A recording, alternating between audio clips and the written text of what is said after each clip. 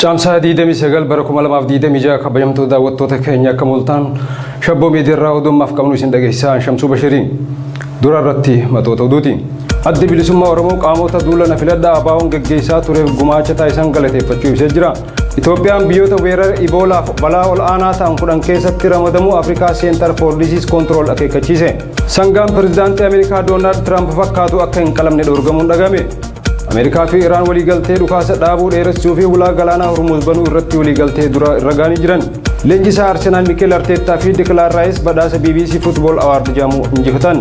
Babal'ina oduuwwan kana akka itti aanutti dhiyeessinaa nu waliin tura. Addi bilisummaa Oromoo qaamota duulana filadhaa ABO'n gaggeessaa tureef gumaacha taasisan galateeffachuu ibse. ABO'n ifa isaa kana keessatti qaamota duulana filadhaa ABO milkeessuuf gumaachan ABO'n ni galatoonfataa jee.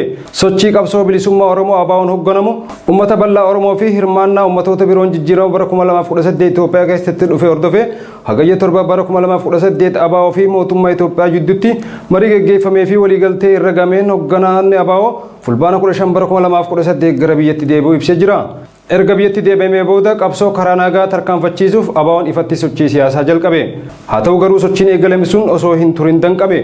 Gufuu fi danqaaleen mul'atan waan hin barbaachifne akka dhalchan dhugaa dirree jiru kan jee ABO'n kun ammoo waan eenyullee haaluu hin dandeenye jee. Naannoo waggoota 5 oliif sochiin dhaabichaa gaadi'amee turullee miseensonni cichoominaan haala akka rakkisaa keessatti hojii dhaabaa tarkaanfachiisaa turus ibsee jira.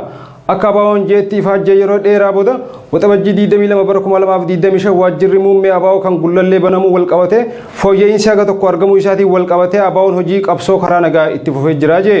Kanumaanis hirmaannaa filmaata isaa jalqabaa kan ta'e filannoo Itoophiyaa marsaa 7ffaa irraa qooda fudhachuuf murteessuu isaatis ibseeti jira.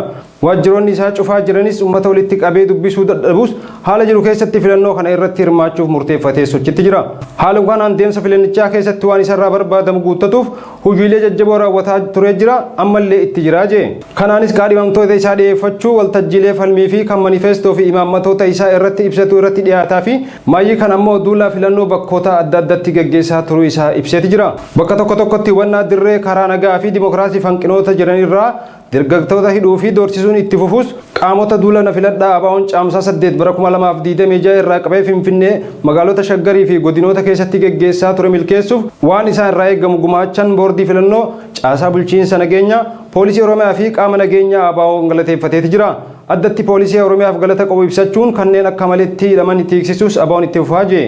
Kan yeroo rakkinaatis hoggaa bal'inaatis dhaaba isaanii ABO faana jiran miseensota dhaabaa keessaa fi alatti argamanii fi uummata Oromoofis ABO'n galata galchuu ibsee jira. Addi bilisummaa Oromoo ABO'n fedhii karaa nagaatiin dirree siyaasaa irratti yaadaa fi sagantaa siyaasaa qabuun dorgomuun alatti fedhii biraa akka hin qabne cufti akka beekuu qabu ABO'n hubachiisee jira. Filannoon kun akka milkaa'uu fi kaadhimamtoota ABO'n dhiyeeffate filachuuf ammas uummanni keenya miira itti gaafatamummaatiin kan socho'uu fi hojjeta ABO'n yaamicha dhiyeessee jira.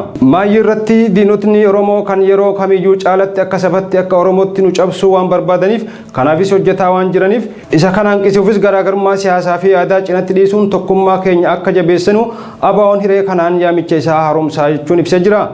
Dhumarrattis miidiyaalee Oromoo yeroon ABO'n duula filannoo gaggeessaa ture gabaasan kan akka OBN, AMN, ONN, OMN, HNN fi kanneen biroo maqaan isaa hin tuqamin hunda ABO'n galateeffateeti jira.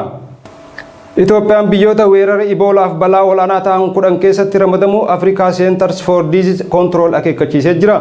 Jiddugalli to'annoo fi ittisa dhukkuboota Afrikaa CDC Itoophiyaa tarree biyyoota dabalataa 10 amma weerara dhukkuba vaayirasii Iboolaaf saaxilamoo ta'an ja'an keessatti galcheeti jira. Sababni isaatis gosti du'aaf nama saaxilu jiddugaleessaa fi Afrikaatti babal'achuu isaa itti isaatiin wal qabateeti. Akeekkachiisni kun kan kenname yeroo naannichi weerara Iboolaa Boondiboo ammas lubbuu namoota shakkamanii gara 180 galaafate waliin wal qabatee keessa jirutti ta'uu Afrikaa CDC ibsee jira. Daarektarri olaanaan CDC Afrikaa Dr. Jiyaan Kaasiyaa akka ibsanitti ramaddiin kun walgahii hatattamaa miseensota fayyaa Rippaabilika Dimokiraataa Koongoo, Yugaandaa fi Suudaan kibbaa waliin taasifame wal qabateeti jee.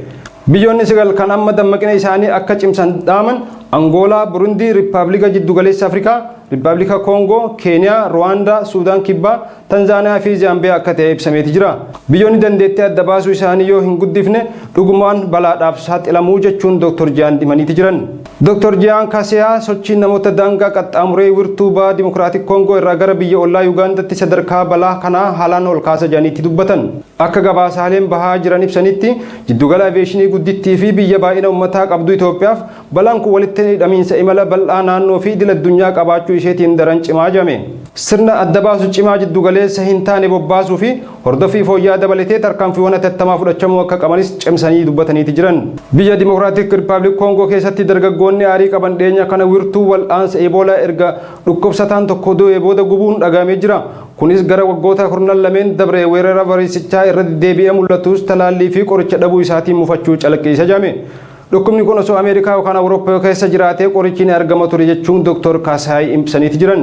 CDC Afrikaan karoora dhibee kana irraa of ittisuuf deeggarsi doolaara miliyoona 319 akka barbaachisu himan. Ameerikaa fi UK dabalatee michoonni deeggarsa kana godhuuf waadaa kan seenan hoggaa ta'u, daayiriktarri kun immoo dhimma ariifachiisaa ta'uu cimsaniiti dubbatan.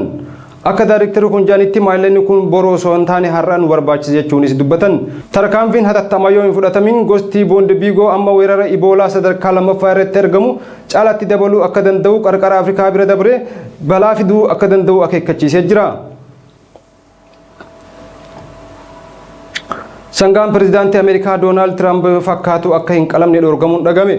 Taateen kun kan ta'e biyya Baangilaadeeshitti sangaa bifa addaa albiinoo jedhamu qabu fi ulfaatina isaa kiiloogiraama 700 caalu sababa bifa isaatiin pirezidaantii Ameerikaa Doonaald Tiraamp fakkaachuu isaatii fi miidiyaa hawaasaa irratti beekamtummaa argateen ayyaana Iid al-Adhaatiif qalamuuf ture qalmarraa oolfamee jira. Abbaan qabeenyaa sangaa kanaa akka jeetti sangaan rifeensa adda isaa kan keelloo pirezidaantii Ameerikaa ka Doonaald Tiraampiin baay'ee wal fakkaataa jee. Kanumaan kee obboleessi isaa quxisuun maqaa Tiraamp jedhuun yaamee jee.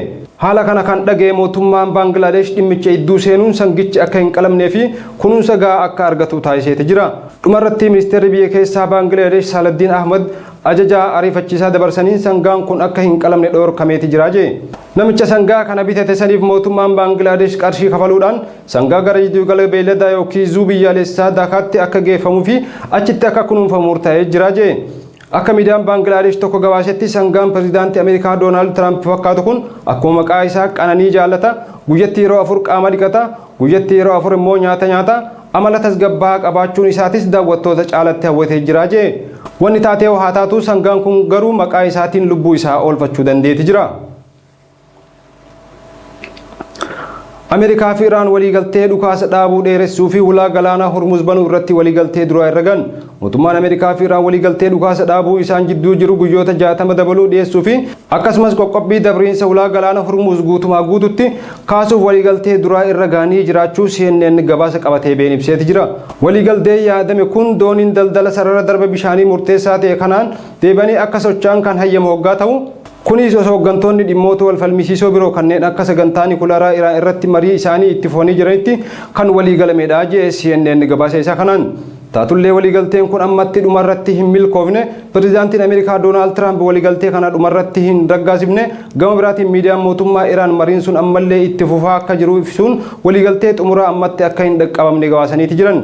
Tarkaanfiin karaa dippiloomaasiitiin gabaafame kun kan dhufe kamisa kaleessaa loltoonni gamalachuu walitti dhukaasuu otoo itti fufanii jiranii ta'uu isaati. Qondaalonni waraana Ameerikaa akka jedhanitti humnoonni Ameerikaa dooniiwwan Iraan 4 erga buusanii booda buufata to'annoo diroonii naannoo Bandar Abbaas jiru irratti tarkaanfii fudhatu ibsanii jiran.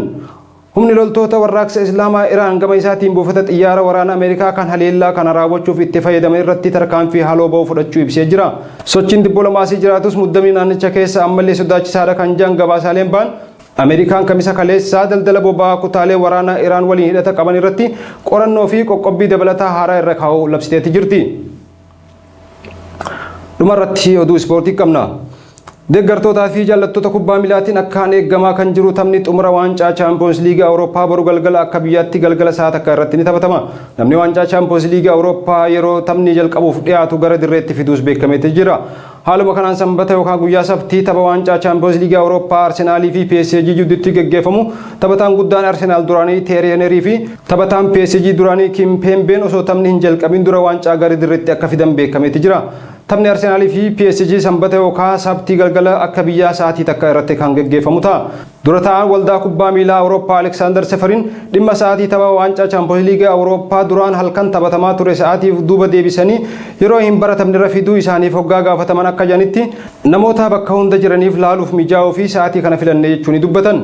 Leenjisaa kilaba Arsenaal Mikel Arteetaa fi taphataan sarara jidduu kilaba Arsenaal Declan Rice wal duraa duubaan badhaasa leenjisaa fi taphataa cimaa BBC'n kubbaa miilaa irratti qopheesse injifatan.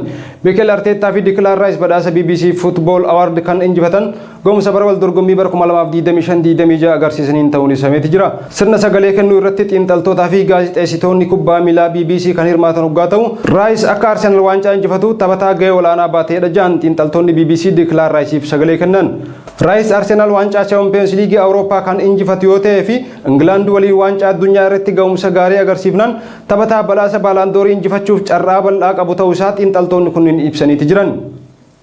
Kabajamtoota daawwattoota keenyaa oduun arraabsanii qindeessine kana fakkaata. Anshamsuu Bashirii qophiileen shabboo miidiyaa itti fufanii nagaan nu tura.